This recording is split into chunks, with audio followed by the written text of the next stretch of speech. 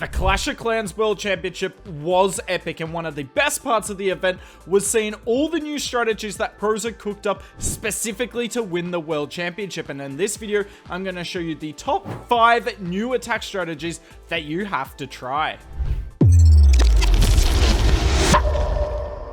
At number 1, we have a new attack strategy that Sub BLTX abused all weekend. I don't really have an official name for this strategy other than the Sneaky Gob and Super Barbarian Hero Kill Squad attack. What are you going to do with this?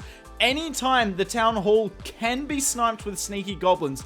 Look at this one. This Town Hall is not easy to snipe at all, but it is possible. And anytime it is possible, take advantage of it. Take down the Town Hall with as many Sneaky Goblins as required.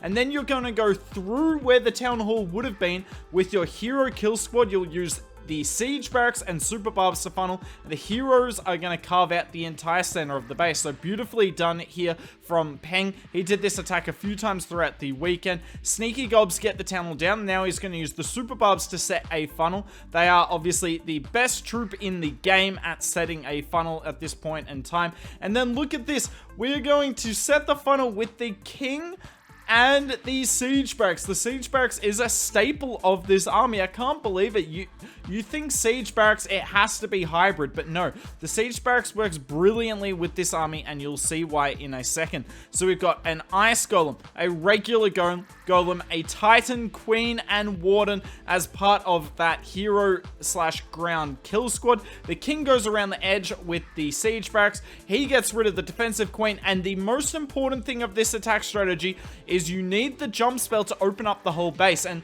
thankfully, a lot of bases aren't ready for entries through the Town Hall. The Town Hall is so overpowered that they normally will allow one jump spell to open up a large proportion of the base, because generally the Town Hall comp is quite big, especially on diamond bases. But don't worry, we've got another attack with this army after this on a box base. So this doesn't just work on diamond bases, it can work on box bases as well. The Titan and the Yeti going around the outside, doing a great job clearing that all out. And now it's just your RC going to clear up the back end of the base. And the good thing about this is the Super Barbs and the Sneaky Goblins don't require any spells. So you have so many spells for this attack that you are never ever going to run out. Use all these utility spells on the back end, and the back end of this base is just going to be overrun. Sick attack here from Peng, but this isn't his only attack that's gonna be in this video. Let's get into the next replay. Peng with the same attack strategy here, so I'm gonna show 2 replays of this attack strategy because I think this was the best new one, and it's definitely one a lot of you can use at home. That's why I really like this. We saw a lot of Super Barb attack strategies on the weekend, but unfortunately a lot of those attack strategies revolved around starting with a Skelly Donut or a Bat Donut, and the reality is most of us, myself included, can't pull that off consistently. But I think all of us can pull off Sneaky Gobs for the Town Hall with a big kill squad attack and then Super Barbs on the outside. And this attack can clearly work on a few bases because it's kind of what Sup BLTX or Super BLTX, sorry, was doing all weekend. Town Hall goes down, we put a skeleton spell to tank for the Golem. Super Barbs on the right hand side of the funnel. Unfortunately, Peng kind of messes around with that right funnel because the double cannon puts in work. So it will take a lot of Super Barbs to set the funnel, but that's why you bring 20 plus of them in this attack. This time we're sending the King in because the P.E.K.K.A is enough to funnel, and we need that extra tankage from the King through the core of this base. Double Rage Tower in the core. You'd think that would make this attack strategy completely untenable. That is not the case. Can still do this attack strategy. P.E.K.K.A on the top side unfortunately doesn't go very well against the defensive RC, but she does go down eventually to the Wizards and the Headhunter. Warden ability goes off, and we're gonna push through these Rage Tower defenses. That's the best thing about this attack strategy. You're not dealing with the Town Hall at all. You take it down at the very start. Doesn't matter how far into the base it is. A lot of Town Halls aren't actually behind a layer of walls, so the Sneaky Gobs can get their way over there. And then, yeah, we've got so many spells for our Royal Champion here. Queen ability goes off. She's gonna go down and get the Monolith, and once this Monolith is down, this base has no chance. So, yes, there has to be a few things go your way in terms of you need a base where the sneaky gobs can take down the town hall, and preferably a base where you don't need super wall breakers as well, so you can bring the super barbs. But there are enough bases like that going around at the moment. You couldn't do this attack strategy in Legends League, but you could definitely find a base for this in a war. Plenty of bases fit the description for this, and this attack strategy is just bonkers. Queen Charge Super Barbs was very prevalent on the weekend, and it had to make it into the top 5 because this army was extremely effective. So what's Emir doing here? A Yeti Bomb to get rid of the scatter and the defensive RC, and it's setting up a beautiful funnel. But have a look at this. We're going to use the Warden with this Queen Charge because we cannot do this Queen Charge that we're about to attempt to do without the Warden assisting. So going to use the Warden ability with that, and that is the biggest strength of bringing Super Barbs in your attack strategy. They don't need the Warden ability. Yes, you can bring the Warden ability with Super Barbs and, you know, you will get some value, but it's not a requirement. And what that allows you to do when you bring the Super Barbs is you can use the Warden for whatever you want. So I'm going to show you 2 replays of this attack strategy. One where the Warden ability is used with the Queen, and the other where the Warden ability is used with the Battle Blimp in terms of the Yeti Bomb at the very start of the attack. Both are extremely effective. In fact, this whole attack strategy is extremely effective, and if there's something you should realize by now, is that the Super Barbs were the star of the weekend. Super Barbs, arguably the best Super Troop aside from Super Wall Breakers, but Super Wall Breakers weren't really that prevalent this weekend since a lot of pros decide that their bases will have open corners, because obviously that nerfs the impact of the Super Wall Breakers, but then they just don't bring them. So damned if you do, damned if you don't. Base building at the top level of Clash of Clans. RC coming in on the top side. We saw the Warden ability was used in the core. You want to save that Queen ability till the end if you can. So better to use your Warden ability than the Queen ability. The Rage Tower goes off, so there is going to be a lot of damage on our troops, but we still have so many spells. Another Freeze, Rage. There is a Invis as well that we use. And the Queen's going to get through the back end. The Diggy stuns the Eagle Artillery just in time. We freeze the back end, and that is a triple.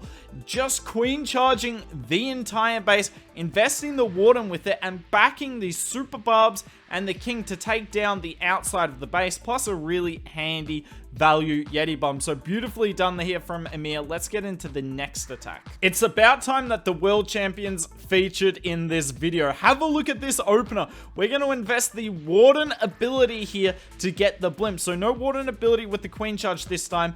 But because of that, the Yeti Bomb can get further into the base. We're going to get the multi, Expo Eagle, and activate at least one Rage Tower. Yeah, just the one Rage Tower, but that's still extremely good value, and obviously a CC pull, which is the best value a Yeti Bomb can get. But the Warden ability is not just for the Blimp. All those extra balloons that we deployed at the start, we're able to take out the outside of the base. The Yeti Bomb got the inside, the balloons got the outside, and there is a huge chunk of base just gone. We are not going to have to worry about that at all. So beautiful opener here from Loop. And now it's all up to the Queen Charge. How much value can she get? And we've brought the jump spell, which, you know, means that we mean business. We are going to take a chunk of this base, but it will take a little bit for the Queen to set up the funnel here. But this is what I really like about this attack strategy. In the first hit, you saw the Warden used with the Queen Charge because she needed it. She was charging through the Town Hall early in her Queen Charge life. Whereas in this one, we didn't really need the Warden ability with the Queen Charge. By the time she gets to the Town Hall, she will have already gotten a lot of value. Now, the Rage Tower, unfortunately, recharges here. It just reloads so quickly. Even though it got nerfed, it is still extremely quickly. But thankfully, by the time the Rage Tower goes off, it's really only the ground bow on it. Still a lot of DPS, and we have to use the Rage and the Invis, but not the end of the world. The King ability goes off. Can he get rid of the Town Hall for us? No, I don't believe he's able to, but he will get rid of the Monolith and the Tornado Trap. That is huge. Perfect funneling to get the King, and another great reason why the Super Barbs are such a great troop. You have so many of them, and you can funnel in your heroes to get the exact value they need.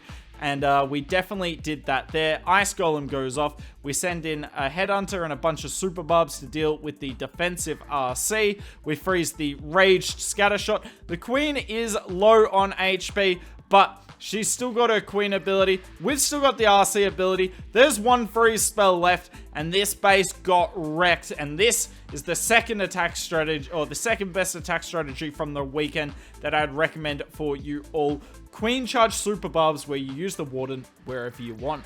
Attack strategy number 3. I don't really have a short name for this, so let's just call it what it is. Queen Charge Recall Super Archer Smash with Super Barbs. That's the shorthand of it.